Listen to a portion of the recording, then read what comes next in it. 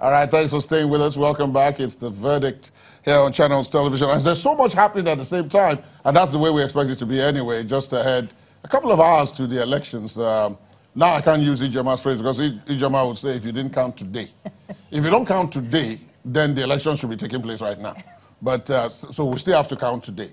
But while we're on it, there's a place where there are a lot of people gathered and they are monitoring this. And for that, we'll go to our Abuja zone. Aha, there she is. That's Gloria Ume Ezeoke in the election situation room. Gloria, so what's going on?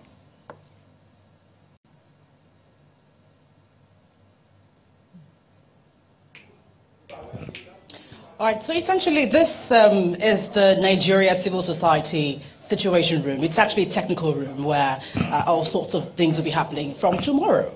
We have reports and updates coming in less than 24 hours. There's going to be a big of activity out here, and the Situation Room has partners across the states of the Federation. There will be feeding reports and updates which will be analyzed right here. And of course, we also expect that the Situation Room will be looking out for a number of things. They've also said that primarily what is important for them is free, fair, and credible elections.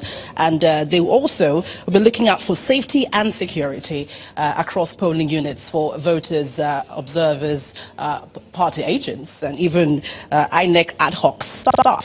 Also, they'll be looking out for occurrences of vote buying and ballot snatching, which is a menace that has hampered elections in previous times. So also, we will be talking to people right here tomorrow because we expect that calls will be happening from time to time. We have members, steering committee, Nigeria Civil Society Situation Room, Mr. Ezenwa Nwago, who will be standing by to talk to us in a few minutes. We also have convener, Nigeria Civil Society Situation Room, Mr. Clement Nwakwa, who will be giving us more updates because we understand that Ward Coalition Observation will be happening here. So they'll be telling us more about this. I have Mr. Clement Nwakwa. Thank you for joining us. Thank you. Tell us exactly how preparations are going and how tomorrow is going to pan out. On the part of civil society, we're ready and set for the elections. We have to watch on the part of INEC what the situation is. We have observers on the field who are monitoring the distribution of materials. Quite worrying. Some aspects of the observations coming in on that. And confirm have arrived. As I speak, there's worry about that, but we'll watch to see what INEC does. There might be challenges that I think needs to be overcome. But on the part of reports on the field, and those reports of materials arriving at the polling units. We expect that at this time we should have materials at the polling units, but we'll watch and see and hope that INEC does what needs to be done. I guess it's a huge logistics challenge around managing the number of candidates for the elections and managing the logistics of the huge numbers, unprecedented numbers of materials that are being distributed at this time. But we are watching. We have observers across the nation, in every state, in every ward, looking at this election, and we will report what we see. If we do have concerns that have been raised, as have been raised by our observers at this preliminary stage, we would raise them. Are you satisfied with what you're saying? I mean, you observed 2015 elections. What is the major difference between then and now? I think the major difference is the number of candidates in this election is unprecedented. This country shouldn't have this number of candidates on the ballot. There should be a criteria for candidates to get on the ballot. Otherwise, you would have serious and unserious persons getting on the ballot, clogging the ballot paper, and costing a lot of resources to conduct elections. And I think that's part of the challenge that this election would face, the number of candidates who have just put their names on the ballot without any serious intention of running for elections. I mean, the Situation Room listed as some expectations, which I actually talked about earlier. Are you seeing this happening tomorrow? Given the anxiety right now? Well, I think that Nigerians are anxious to go out and vote. They want to see that they can vote. We do hope that the votes will take place as indicated, and if they do take place, we are asking Nigerians to come out and exercise their franchise, make a choice freely who they want to elect into office. But certainly Nigerians want to use their PVCs and make a statement about whether or not those who have represented them have done so appropriately, or whether they need new choices that needs to be made. So really it's a choice that has to be made by Nigerians, and what we are saying is that the environment should prevail to enable Nigerians to make those decisions. The guys on ground, we just heard 66 here dead in Kaduna, and then we know you have hot points where you want to concentrate on. What are your expectations? What is the feelings going on? Well, there are two things here. We want to be sure that people are able to go out and vote, but we also want to be sure that circumstances are not being orchestrated to suppress votes across the country. Of course, if there is violence, it would mean that there's increased security presence and vigilance, and that could actually suppress votes and discourage people from voting. So some of these incidents we have to watch to be sure that they're not being orchestrated to justify a suppression of votes in certain parts of the country.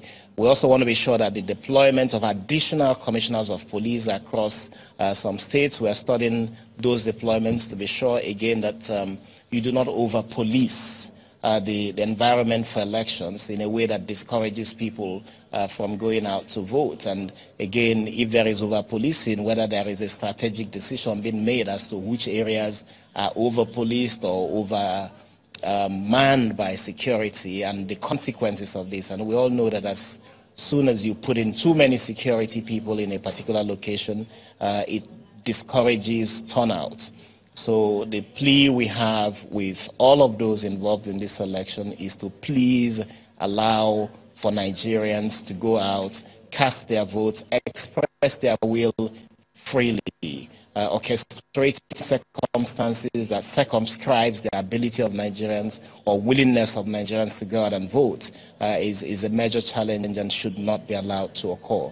You'll be observing, I mean, you have ward collation observation in over 8,000 wards. Just tell us briefly, how are you going to go about this? Well, the ward collation process is a process that hasn't well, and a lot of times when people go out in the morning, they cast their votes, they go back home, nobody follows up with the collation at the ward level. So what we are trying to do, and beyond those several other observers, is to go to the wards, see what is going on in the wards, take the results from the wards and have this as evidence for the elections. The idea is that you can capture what has happened with the elections at the ward level if you properly observe the collation process. And my sense is that everybody who is running for elections, the candidates, the parties, and every stakeholder understands an important need. My sense is the integrity of the vote. Everyone who is participating in this election would understand is needed and useful for the elections in order to build its credibility. Well, thank you very much, Mr. Clement Nwako. That's the convener, Nigeria Civil Society Situation Room. About 119,000 polling units will be closely observed by the Situation Room, the Nigeria Civil Society Situation Room, and other situation rooms across. So we'll be right here giving you updates. Back to you guys. All right, thank you very much, Gloria, from the Election Situation Room's technical room, which was the explanation she gave us. Thank you very much for that. Of course, we'll be coming back to you in the course of possibly tonight or tomorrow as things unfold. Thank you once again, Gloria. Now, back here, each time they show the full set, there's this gentleman who's sitting here, and his name is Sonny Awonuga. He's a legal practitioner, Mr. Awonuga. Sorry for keeping you for that long, but you obviously can see what's been going on. Thank you so much for joining us on all this. Let me get you into the conversation before we return you to Sheun, who has an army of slides. And Sheun also has a couple of two guests in Abuja to whom we'll return. But momentarily, what's your view of what has transpired so far today in terms of the preparations?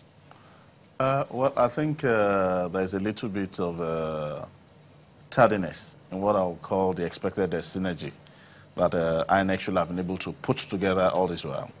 It's not as if they're just realizing that this election is coming up tomorrow. And I think also the benefit of hindsight should have been there. I mean, there are these things which they say history teaches man that man does not learn from history. There should have been some kind of preparedness well before today, so that all these things are happening, there will have been a kind of proactiveness against them, so that as much as possible, for instance now, some days ago we had in a particular place, an entire INEC office got burnt because somebody was drunk. He couldn't raise the alarm. You now wonder why one obscure security person should be in charge of INEC materials. At that level, they can't even get mobile policemen and all that. And we start wondering, why do we have this coterie of security men if they are not being deployed for the common good? Are they meant for VIPs alone and all that? That is one. Again, I saw another one in the papers, somewhere in Anambra, some youths born up. What happens to the voters there? Automatically, they are disenfranchised. Now, are we now saying that there is a plan B, for instance, for all that when this is something that is happening so close to the election that it got them kind of... So that's what I'm saying. There should have been some element of proactiveness so that, okay, if this happens, let's have a plan B.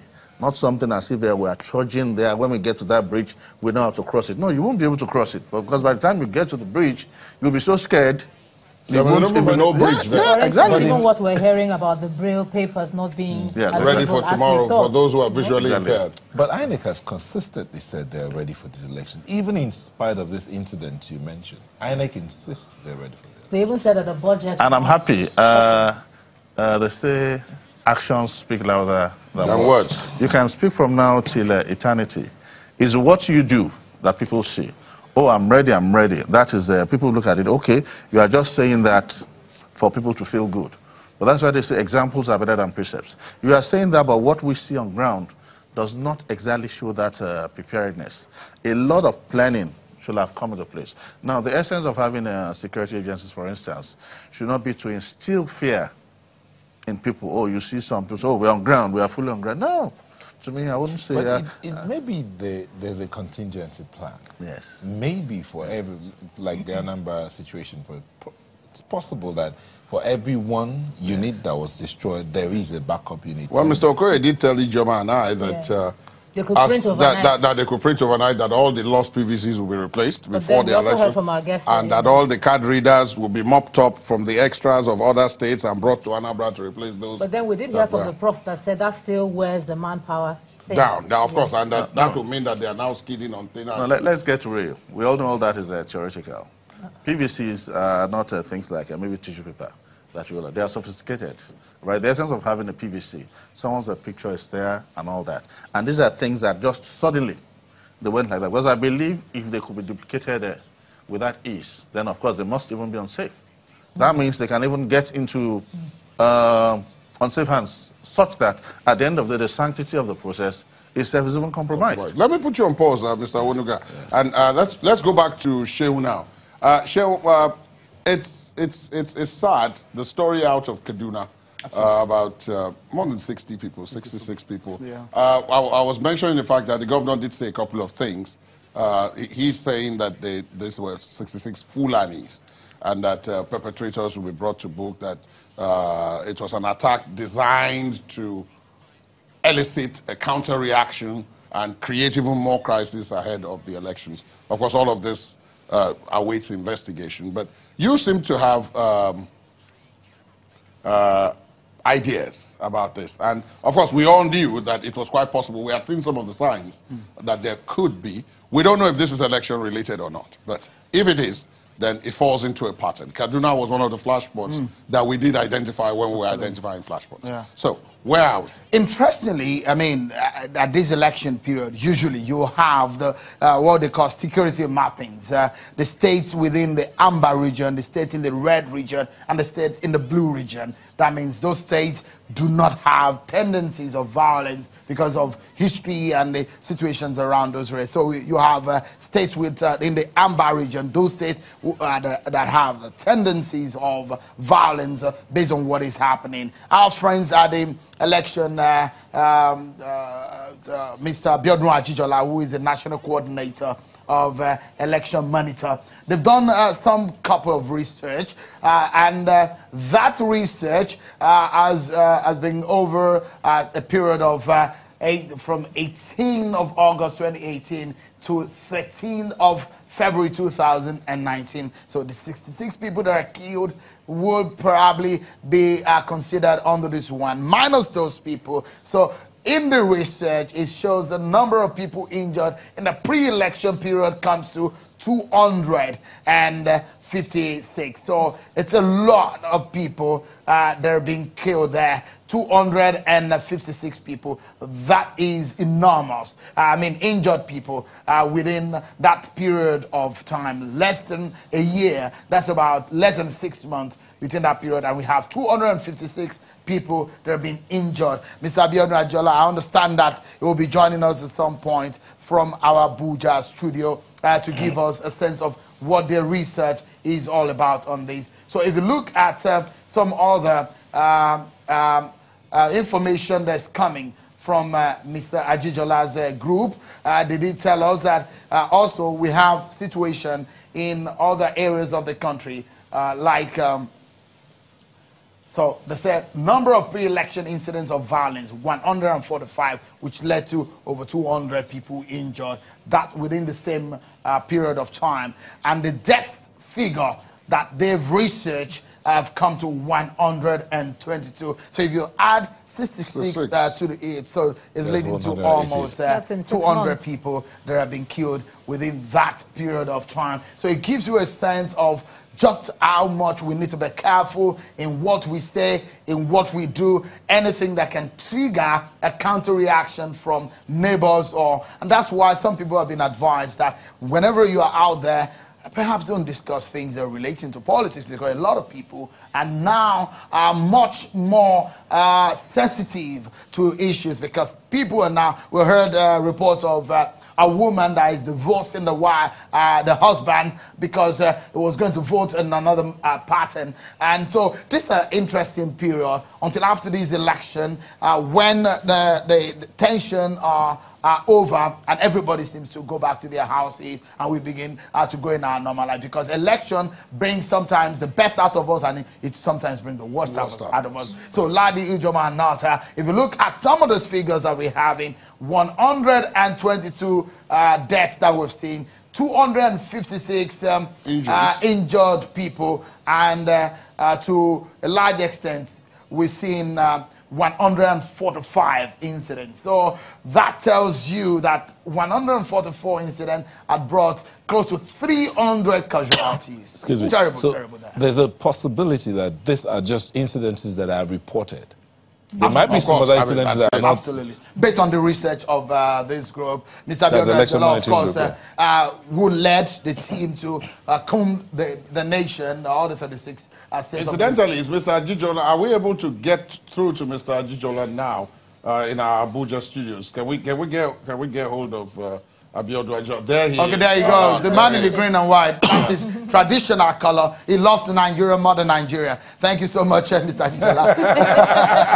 He's always coming in the white and green. Mr. Adejola, take us through some of what you've discovered within this research that has led us to the incidents and the kind of injured people and the number of deaths that we've seen, Mr. Adejola.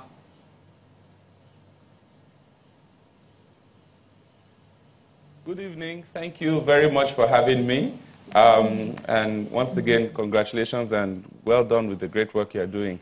Yeah, so what we did was, as you know, that INEC declared gave the notice for polls on the 18th of August 2018, basically declaring the election season open. So we decided to do the survey from that date down till as close to the election, 48 hours to the election. And we were able to cover the 36 states to research, what had been happening. And just like Neonata said, there might be some incidences in one or two villages that were not recorded. So what we are saying is that even these figures is the least you know, it cannot be less than this. So there might be one or two places, you know, villages, we couldn't get information, but, you know, so it's probably going to be higher, but at least we know it's not less than this. And so what we did was that we tried to identify those that were injured. Now, even the injury figure might really be a bit higher than that. The reason is because in some places, when we inquired about how many injured, we were told several injured. And you know, several is a figure that we cannot put a specific number. So in such cases, we will put 2 because it's more than 1. And sometimes the several may be 4 or 5, but we don't want to also be, maybe to be on the extreme side. We wanted to be on the moderate side. So even the injured, that is 256, in our opinion, it is actually probably a very, very conservative figure based on what we could hear. And it was amazing because if you remember, there was a survey done in 2015 that found, by the National Human Rights Commission, that found that there were 58 pre-election deaths. So having this to be about 122 is a bit, you know, higher. But we also discovered that the majority of the deaths, or let's say a significant portion of the deaths, also were related to the primaries and happened around the period of primaries. Some even intra-party. There were a lot of intra-party casualties as well, quite interestingly. And we found out that there were a bit fewer coming towards the election. Some states had several incidences. Let me pause it for a moment. Violence. So, for example, a state like Akwa Ibom had a lot of incidences. Okay. Let me pause it for a moment because we need to take a break. We will come back and talk about what are those things you saw that led to some of these that maybe we can run away from such things. And we're back again after this time out, everyone.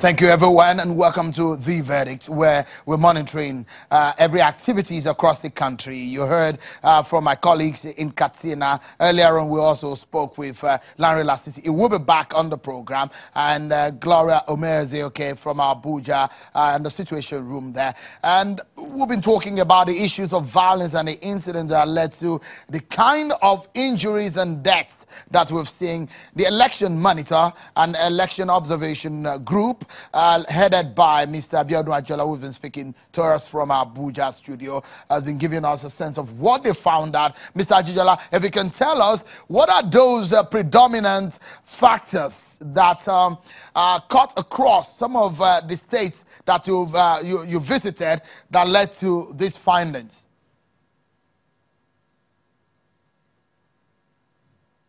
Yeah, thank you for having me. You know, the first thing that we have to look at is there are some states that already have some, they're already prone to violence. So in such states, it's very easy for such states to easily, you know, be ignited. So for example, there are some states that have a regular pattern of cult clashes, right? So in places like Ondo, Edo, in Bayelsa, Rivers, and Delta, and some other places, we found out that whether there's election or not, they have had some history of Osun, cult clash, and all of that. So what now happens is that, for example, what we experienced recently in Ondo West, a particular Ondo West local government, there was a clash between rival cult groups, but they were also being fueled by political interest in that specific case, which is why we recorded it in this particular findings. If not, we wouldn't have recorded it. So you can see that that existing violence between the cult is taken advantage of by the political actors. So there are some places that have this problem. Let's learn. Sorry, Mr. Ajidola, let's learn from your of the high level of political sorry, if I may butt tension, in quickly. like Apologies. Kwara. Apologies. Let me butt in quickly. Let's learn from your findings and what the knowledge that you have gathered in this research. Give us a sense of what our viewers need to know and things they shouldn't do in terms of what you gathered that makes this period a sensitive one. What do you know?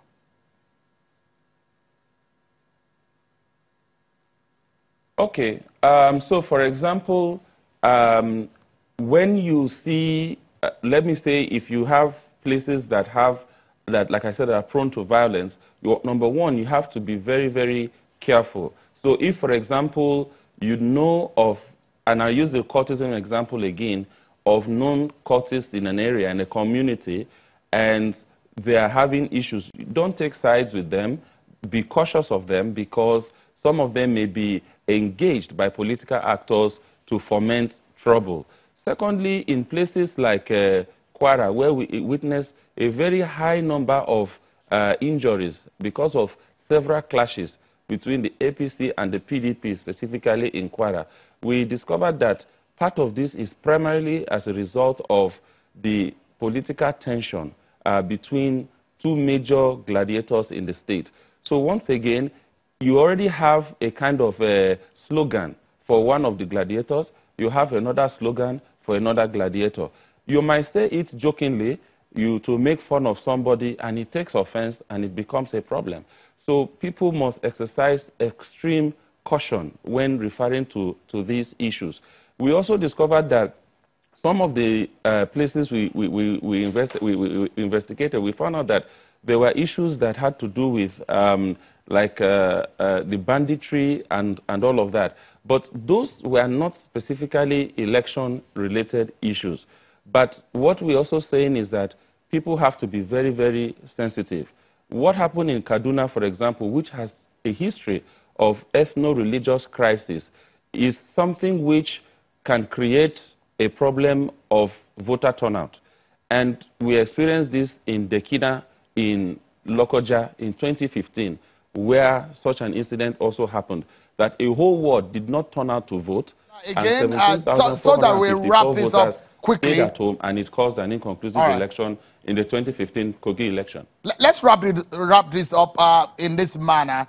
Tell us which state, if you can categorize them in groups of amber, red, and green, how do you categorize them so our viewers know these states that they need to be show more care, they be more careful, and these states that they should be more comfortable. Quickly, if you can do that for us.